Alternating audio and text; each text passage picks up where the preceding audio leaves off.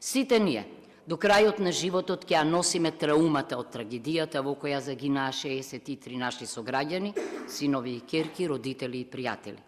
Со пожарот во дискотеката во Кочани на површина излезе грдото лице на стихијното одлучување, игнорирањето на процедурите, недостатокот на системска контрола, но и на културата на неказнивост и на двојни стандарди.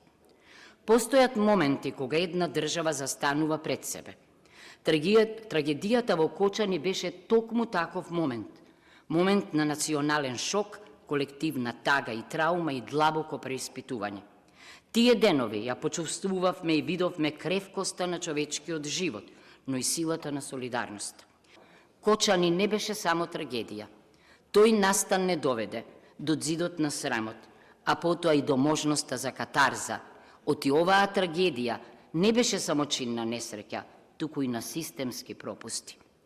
Толерирањето на корупцијата, несанкционирањето на криминалот и институционалната одговорност ја зголемуваат опасноста до точка на катастрофа.